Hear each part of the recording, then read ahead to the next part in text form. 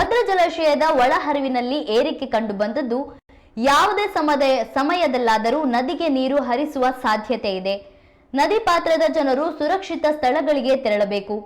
ಜಾನುವಾರುಗಳನ್ನು ನದಿ ಪಾತ್ರಕ್ಕೆ ಬಿಡಬಾರದು ಎಂದು ಭದ್ರಾ ಯೋಜನಾ ನೀರಾವರಿ ಸಲಹಾ ಸಮಿತಿ ಕಾರ್ಯದರ್ಶಿ ಎಚ್ಚರಿಕೆ ಸಂದೇಶ ರವಾನೆ ಮಾಡಿದ್ದಾರೆ.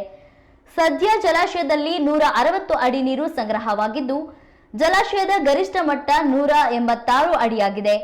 ಇನ್ನೇನು ಕೆಲ ದಿನಗಳಲ್ಲಿಯೇ ಜಲಾಶಯ ಭರ್ತಿಯಾಗುವ ಸಾಧ್ಯತೆ ಇದ್ದು, ನದಿ ಪಾತ್ರದ ಜನರಿಗೆ ಮೊದಲ ಎಚ್ಚರಿಕೆ ಸಂದೇಶ ನೀಡಲಾಗಿದೆ.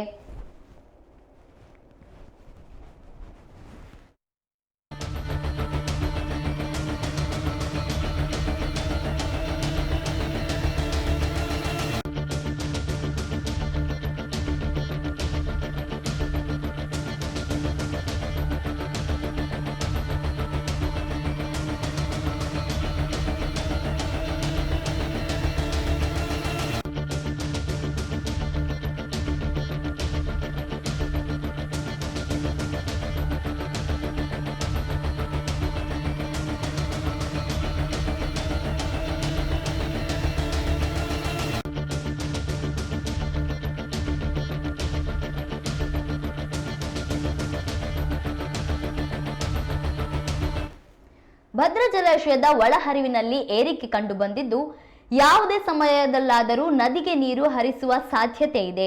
ನದಿ ಪಾತ್ರದ ಜನರು ಸುರಕ್ಷಿತ ಸ್ಥಳಗಳಿಗೆ ತೆರಳಬೇಕು. ಜಾನುವಾರುಗಳನ್ನು ನದಿ ಪಾತ್ರಕ್ಕೆ ಬಿಡಬಾರದು ಎಂದು ಭದ್ರಾ ಯೋಜನಾ ನೀರಾವರಿ ಸಲಹಾ ಸಮಿತಿ ಕಾರ್ಯದರ್ಶಿ ಎಚ್ಚರಿಕೆ ಸಂದೇಶ ರವಾನೆ ಮಾಡಿದ್ದಾರೆ.